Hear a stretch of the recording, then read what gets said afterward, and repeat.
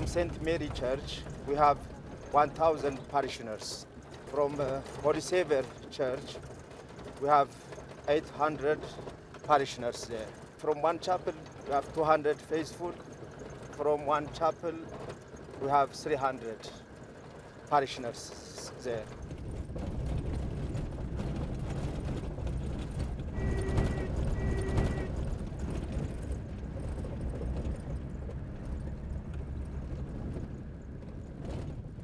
Some of them 8 kilometers coming from this St. Mary Church. It's far. 1 hour and one and a half hours also, some of them. They are coming on foot, especially Sunday Mass.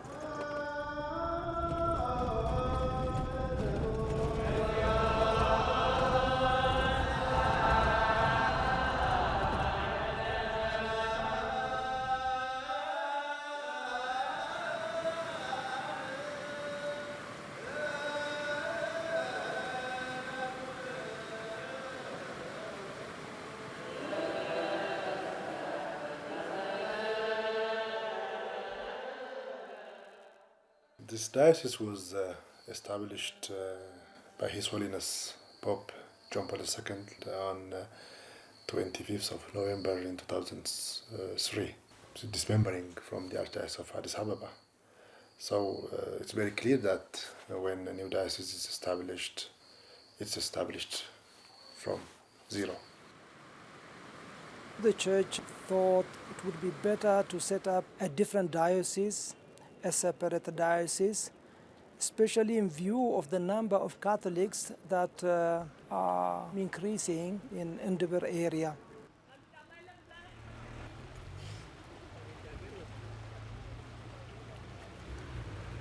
Now we are in Dargi. We have Catholic Church here. From here, we need to go on foot 30 minutes, especially only on summer day. So we cannot cross by car because of the road. The road is very muddy. So even it is not possible to go on foot this winter time. I fall down just to cross to say the Mass and to give service for these people. 4 times or 5 times I will come, a week.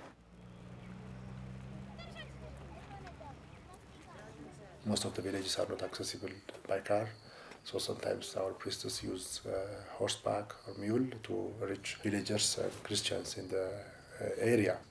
We have parish churches which are in a very bad condition that have to be repaired or changed by other new buildings.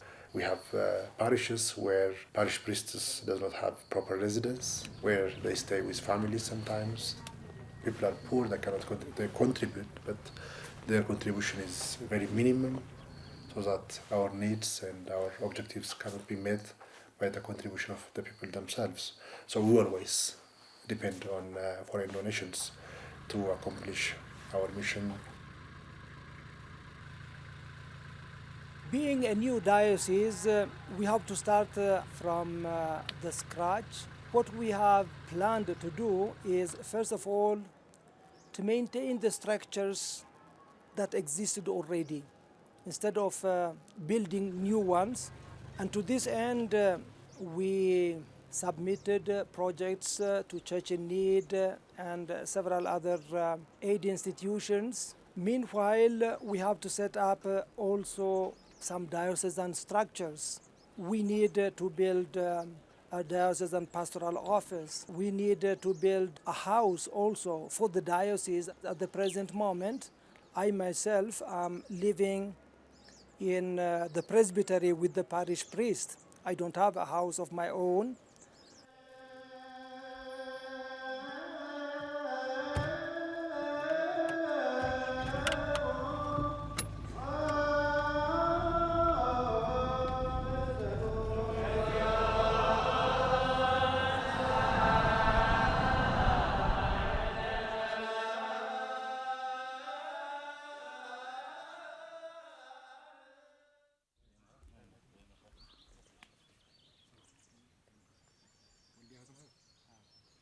This service has a parish center where young people and parishioners can come together after Mass. Normally, in this area, in our diocese, there is a tradition that after Mass, all Christian group come together and have coffee in the morning. So without coffee, nobody goes home. On regular Sundays, we have an average of 250 people coming, and most of them stay outside, and through the window they follow Mass. And most of the kids and the young people are they stay in the surrounding of the altar. So it's not possible to move even during the Holy Communion when you have a lot of people, especially during the dry season, and it's a little bit warm. So you have a little bit bad smell and suffocation.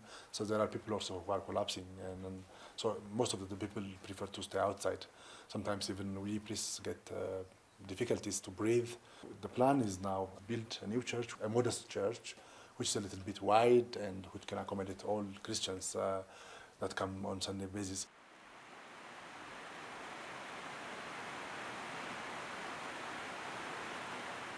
No wonder these small buildings often break at the seams at times like the rainy season, when Orthodox Christians, challenged by the distance of travelling to their own church, pray together with Catholics under one roof.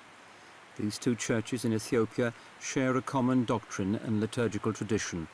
They basically administer the same sacraments, pray the same prayers, and have the same devotion to the Blessed Virgin Mary. In the parish of St. Anthony, the cathedral proudly serves all Christians who wish to pray inside its majestic interior. Aid to the Church in Need recently funded the reconstruction of the cathedral's retaining wall. However, many projects, such as the building of a seminary and parish centre, still await funding. Nevertheless, the parish continues to grow every year from the rich soil of its 1,600 faithful. At the very beginning, the evangelization was carried out by lay people. There were no priests or religious communities. Only lay people preached the gospel, prepared the people for baptism, the catechumens, and when they were ready, they invited priests to administer the sacrament. And therefore, we want to train lay people because with the active participation of the lay people, we have a guarantee that the process of evangelization will have continuity. They are always in their own villages, they live there, they have to till their land, and if they are properly trained, they can continue the work of evangelization. In order to do all these formation activities, you need a place, a decent place where people can come and gather, where people can stay 2-3 days. And at the moment, we don't have any place where we can make meetings at the diocesan level. So Pastoral Center is a very focus point of our future project, so that we can establish at the diocesan level a center where our young people can come and get training.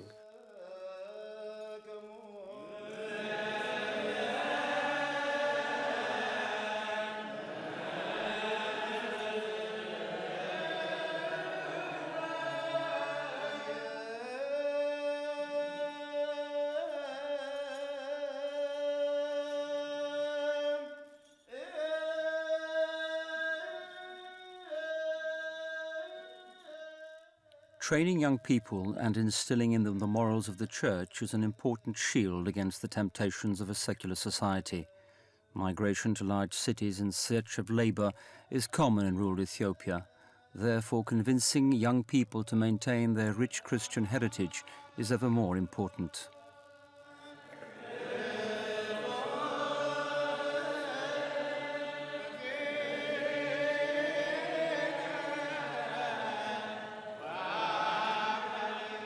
If you see to our parish churches in the mornings or during on Sunday masses, the majority are the young people. It is also a national figure that the young are predominantly the majority of our population. So we put emphasis on forming our young people to be good Catholic and to be good citizens.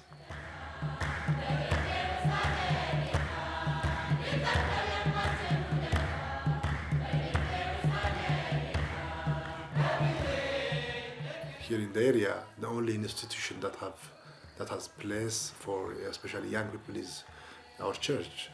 So in this center, our young people can come and get any sort of trainings.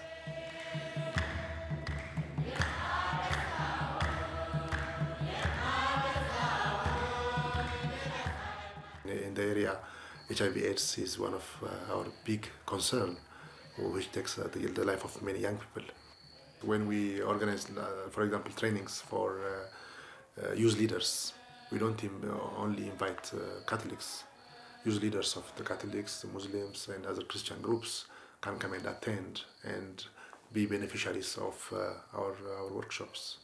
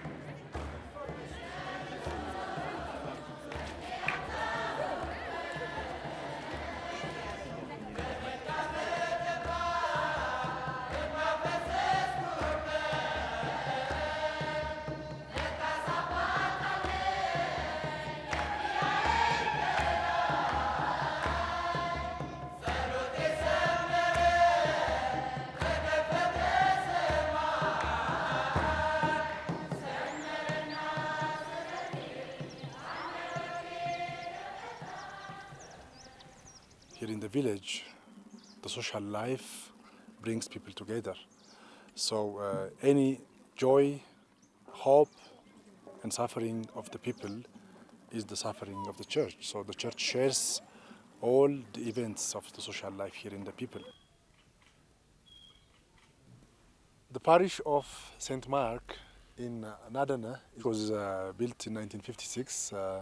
It's a very old church, as we have seen the Church of St. George in Madercho. If you have a mosque or if you have a church, it's a point of reference for the local people. Every kind of gatherings, especially social gatherings, are done nearby to the church. So it's seen as a shield. So anyone who passes by this road respects that the church is there, even if he's a Muslim.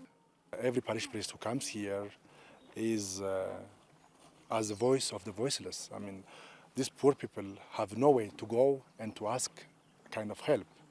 So they come to consult him. If he has some resources, he's there to help them. 2 years ago, when myself and the Bishop Muse Gabriel went to Germany to raise funds for the building of the new church, we got 25,000, 1/4 of the donation from Church in Need. So when the rain stops, we are ready to start the project of building a new church.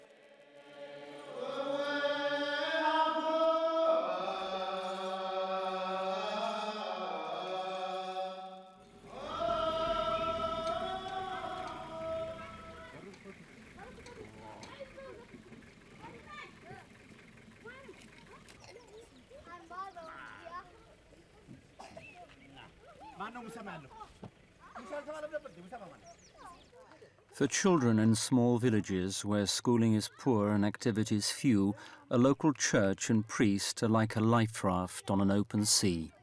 They offer order as well as an outlet for every child's spiritual needs. Churches also serve as meeting places for the community.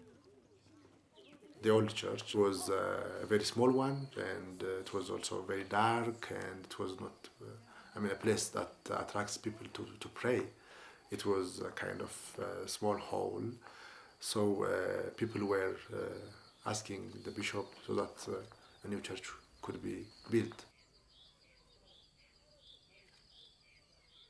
Church in Need has financed as a co-financing organization to build a new church in Gurage, Mariam, and it was started 4 years ago and was finished last year. We have built a very modest and beautiful church. This new building has helped me immensely. There is a big difference between celebrating Mass in the old church and here. It's great here. Everything is organized and, unlike the old building, it looks like a church. When I was inside the old building, it didn't feel like a holy place. Now I can celebrate with pride. Our parishioners have changed too. They are happy, and more of them come to Mass to pray and give thanks. Things have taken a turn for the better. Young people have begun to organize. Those that have left the church have returned. There is a renewal. We are all a witness to this change.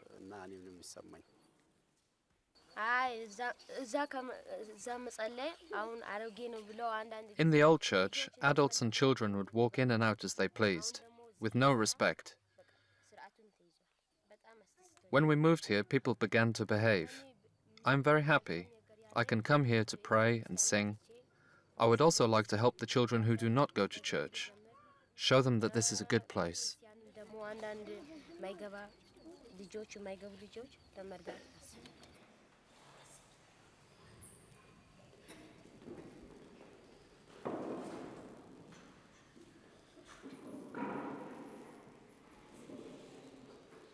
እንግዳው የኔ ራይ እግዚአብሔር ቢረዳይ ኑሮ እነዚህ በሙሉ ትምህርት ቤት የሌላቸው ልጆች ናቸው። አካባቢ ምንም መዋለ ህፃን የሌለበት አካባቢ ነው። My dream is, God permitting, to build a school for all these young children. This area has no prep school, and most of the kids won't see a classroom until they are 6, 7 or 8 years old. Children without an early education often get lost in life, especially if they travel far from home. It would truly be a great thing if these children were given an opportunity to learn.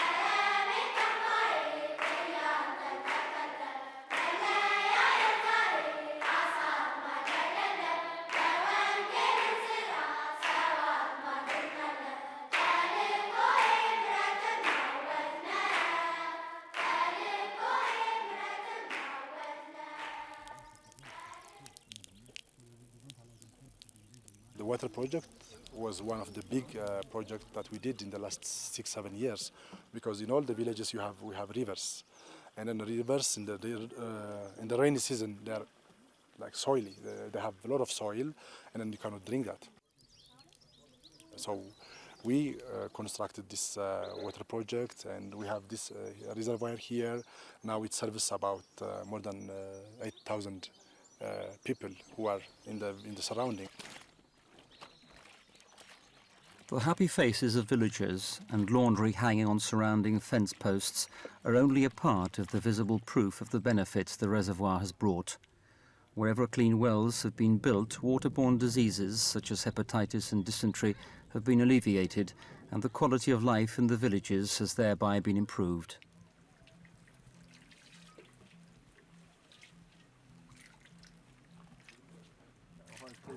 In the past, we made use of rainwater taken from puddles, very dirty water, which caused frequent sickness. But now, thanks to the help of our church, we have clean well water from the reservoir, right outside our homes.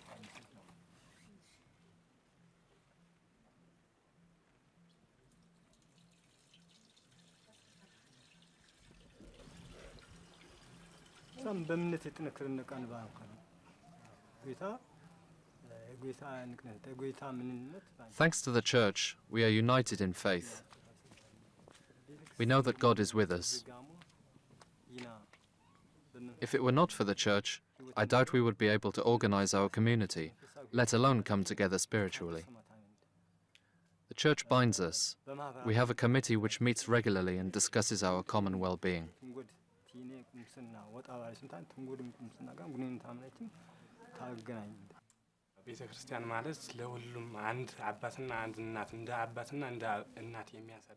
The church brings us together. It has raised us like a parent would, gathering us up in its spirit of equality so that our souls may become strong. It is a haven which keeps us from going astray. I have served in this church from my early childhood, and now I'm a deacon here. I sing and lend a hand wherever it is needed. እና ሌላም ደግሞ ቤተክርስቲያን አስፈላጊ በሆኑ ነገሮችን ሳተፋለሁ በዲያቆንነትም በመዘመራንም እና በእነዚህ ነገሮች ሳተፋለሁ። አሁን በቤተክርስቲያን በተለይ ከአምስት ዓመት ወዲህ For the past 5 years, our community has gathered with the aid of our church. We have concentrated our meetings on agricultural development. We are gradually learning how to better cultivate our land. I'm proud to say that we have increased our harvest threefold.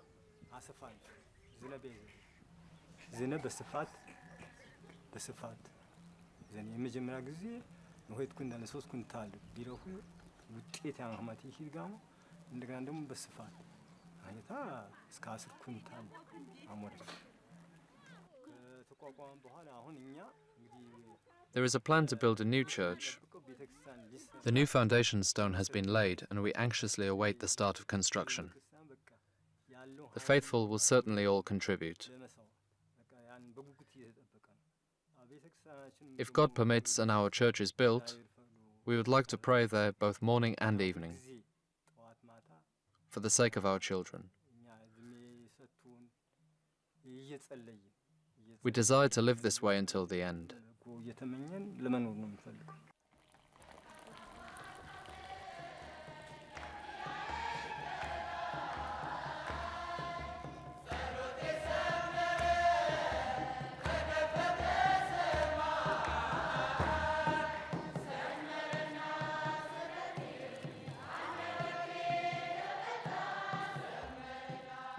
Ethiopia's Christians, both Orthodox and Catholic, have a firm link to God.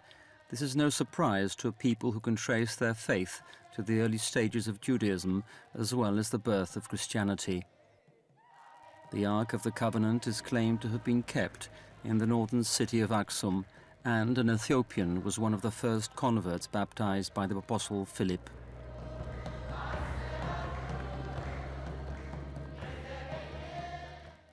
This devotion, rooted in tradition, is seen every year during the Feast of the Holy Cross, or Meskele, when families otherwise scattered reunite to worship and celebrate for 3 festive days, the finding of the cross in the rubble of Golgotha.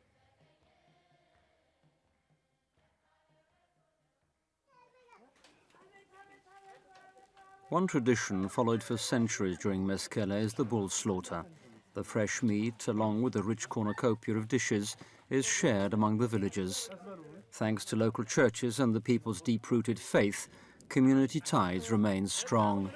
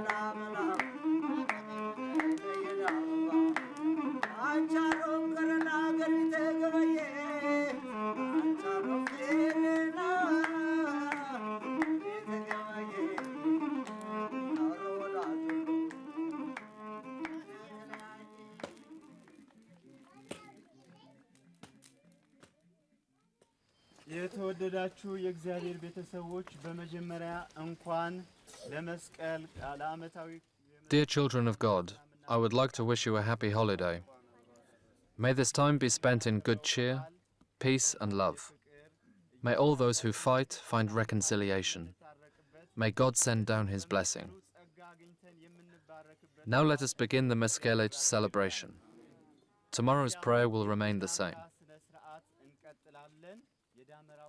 May God grant us a happy Meskele, full of love and peace. The Gurage people are very famous and very well known to celebrate the finding of the Holy Cross. The Holy Cross feast is Christian feast, and it goes back to the tradition that says that in Golgotha the Holy Cross was found by Queen Helena in the 4th century. Then that time when Queen Helena went to Jerusalem to find the Holy Cross, which was buried under garbage, she ordered her army to dig out the Holy Cross which was buried. But the method they used was to burn the whole garbage. When the garbage was all burned, they have found the cross, and the cross remained without fire. And it's a very national feast. On the 26th of September, the whole nation celebrates the finding of the cross. But the special attention is given here in the Gurage people. During this feast, the whole family gathers. People who are living away from home comes home. Many marriages are arranged, and during this feast, many social gatherings are conducted, even if there are also in the society some sort of problems like conflicts, small family conflicts or neighborhood conflicts or even bigger conflicts are resolved during this feast. There is a proverb that says that nothing can be done after the fire.